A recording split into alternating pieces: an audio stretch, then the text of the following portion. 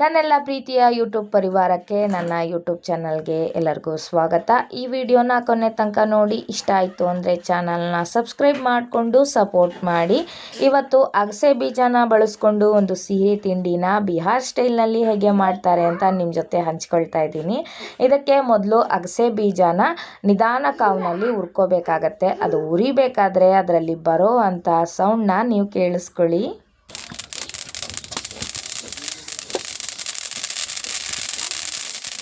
ಅಗಸೆ ಬೀಜ ಚೆನ್ನಾಗಿ ಚಟಾಪಟ ಅಂತ ಸೌಂಡ್ ಬಂದು ಹುರಿದ ಮೇಲೆ ಅದನ್ನು ತಣ್ಣಗೆ ಮಾಡಿಬಿಟ್ಟು ಮಿಕ್ಸಿನಲ್ಲಿ ಹಾಕಿ ಈ ಥರ ತರಿಯಾಗಿ ಪೌಡ್ರ್ ಮಾಡ್ಕೊಳ್ತಾರೆ.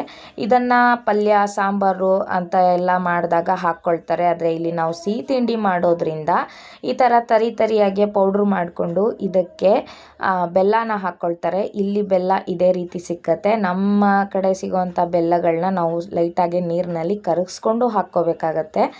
ಅಗಸೆ ಬೀಜದ ಪೌಡ್ರಿಗೆ ಬೆಲ್ಲನ ಚೆನ್ನಾಗಿ ಹಾಕಿ ಕಲಸಿ ಹೂರಣ ರೆಡಿ ಮಾಡಿ ಇಟ್ಕೊಳ್ತಾರೆ.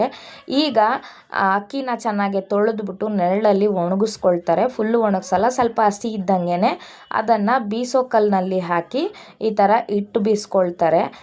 ಮಿಕ್ಸಿ ಇದ್ರೂ ಮಿಕ್ಸಿನಲ್ಲೂ ಕೂಡ ಹಿಟ್ಟು ಮಾಡಿಸ್ಕೋಬೋದು.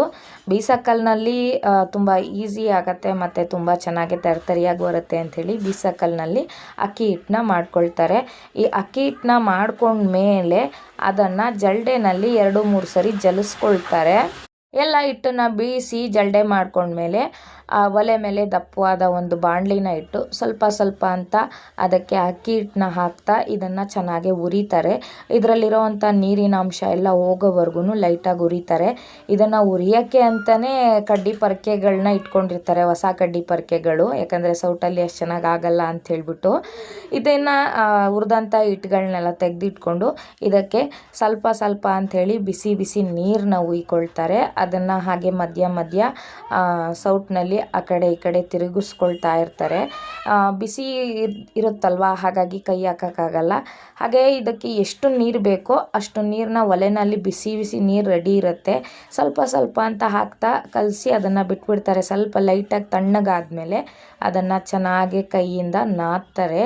ಅದು ಎಷ್ಟು ಚೆನ್ನಾಗಿ ನಾದಬೇಕು ಅಂತ ಹೇಳಿದರೆ ನಾವು ಉಂಡೆ ಕಟ್ಟಬೇಕಾದ್ರೆ ಉಂಡೆ ಬಿರುಕ್ಬಿಡಬಾರ್ದು.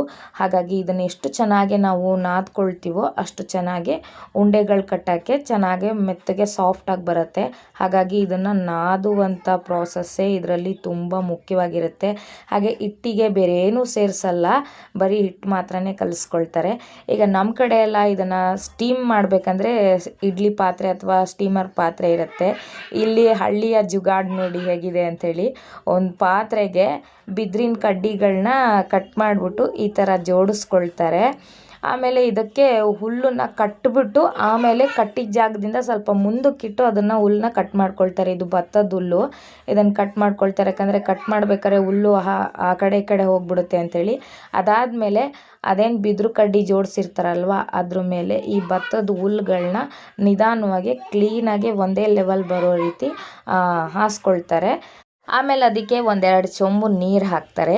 ಈಗ ನಾವೇನು ಕಲಸಿಟ್ಕೊಂಡಿರ್ತೀವಲ್ಲ ಅಕ್ಕಿ ಹಿಟ್ಟು, ಅದರಲ್ಲಿ ಸ್ವಲ್ಪ ಉಂಡೆನ ತಗೊಂಡು ಈ ರೀತಿ ಒಂದು ಬಟ್ಲು ಆಕಾರವಾಗಿ ಮಾಡಿಕೊಂಡು ಮಾಡಿಟ್ಟಿರೋವಂಥ ಅಗಸೆ ಬೀಜದ ಮಿಶ್ರಣನ ಅದ್ರ ಮಧ್ಯದಲ್ಲಿಟ್ಟು ಮಿಶ್ರಣ ಆಚೆ ಬರದೇ ಇರೋ ರೀತಿ ಅದನ್ನು ಪ್ರೆಸ್ ಮಾಡಿ ಒಳಗಡೆ ಹೂರಣ ತುಂಬಿ ಈ ಥರ ಪ್ರೆಸ್ ಮಾಡ್ತಾರೆ.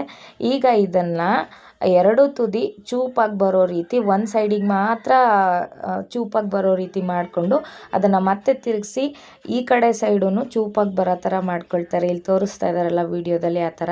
ಇದು ಮಾಡ್ಕೊಂಡಾದ್ಮೇಲೆ 2 ಕೈಗಳ ಬೆರಳಿನಿಂದ ಇದನ್ನು ಮಧ್ಯದಿಂದ ಈ ರೀತಿ ಪ್ರೆಸ್ ಮಾಡ್ತಾರೆ. ಇದು ಡಿಸೈನ್ಗೋಸ್ಕರ ಈ ಥರ ಪ್ರೆಸ್ ಮಾಡಿ ಎಲ್ಲನೂ ಎತ್ತಿಟ್ಕೊಳ್ತಾರೆ. ಅದಾದಮೇಲೆ ಒಲೆ ಮೇಲೆ ಆ ಬಿದಿರಿನಿಂದ ಮಾಡಿರುವಂಥ ಸ್ಟೀಮರ್ ಪಾತ್ರೆನ ಆಲ್ರೆಡಿ ಇಟ್ಟಿರ್ತಾರೆ ನೀರು ಹಾಕಿ. ಆ ನೀರು ಕುದ್ದು ಆವಿಯಾಗಿ ಬರ್ತಾ ಇರಬೇಕಾದ್ರೆ ಮಾಡಿಟ್ಕೊಂಡಿರುವಂಥ ಈ ಸಿಹಿ ತಿಂಡಿನ ಅದರೊಳಗಡೆ ಇಡ್ತಾರೆ. ಸೇಮ್ ನಾವು ಹೇಗೆ ಕಡುಬು ಬೇಯಿಸ್ತೀವಲ್ಲ ಅದೇ ಥರನೇ ಇದೂ. ಈ ಸ್ಟೀಮರ್ನಲ್ಲಿ ಇದನ್ನೆಲ್ಲ ಇಟ್ಟುಬಿಟ್ಟು ಒಂದು 20-25 ನಿಮಿಷ ಚೆನ್ನಾಗಿ ಬೇಯಿಸಿ ತೆಕ್ಕೊಳ್ತಾರೆ. ಅದು ಬೆಂದಮೇಲೆ ಲೈಟಾಗಿ ಅದರ ಕಲರ್ ಚೇಂಜ್ ಆಗಿರುತ್ತೆ. ಇದನ್ನು ಬಿಸಿ ಹಾಗೆ ತಿನ್ಬೋದು. ಆದರೆ ಇಲ್ಲಿ ಇದನ್ನು ಆಲೂಗೆಡ್ಡೆ ಪಲ್ಯ ಥರ ಒಂಥರ ಗ್ರೇವಿ ಥರ ಮಾಡಿಕೊಂಡು ಅದ್ರ ಜೊತೆ ತೊಟ್ಕೊಂಡು ತಿಂತಾರೆ. ಅದು ಬಿಸಿ ಬಿಸಿ ಇದ್ದಾಗ ಅಗಸೆ ಬೀಜದ ಜೊತೆ ಹಾಕಿರೋ ಬೆಲ್ಲ ಬಿಸಿಗೆ ಕರಗಿರುತ್ತೆ. ಓಪನ್ ಮಾಡಿದಾಗಂತೂ ಘಮ್ ಅಂತ ಸೆಂಟ್ ಬರ್ತಾ ಇರುತ್ತೆ. ಆ ಸಿಹಿ ಮತ್ತು ಆಲೂಗಡ್ಡೆ ಪಲ್ಯದ ಖಾರ, ಸಿಹಿ ಖಾರ ಕಾಂಬಿನೇಷನ್ ಅಂತೂ ತುಂಬ ಚೆನ್ನಾಗಿರುತ್ತೆ. ತಿಂದು ನನ್ನ ಮಕ್ಕಳು ತುಂಬ ಚೆನ್ನಾಗಿದೆ ಅಂತ ಹೇಳಿದರು.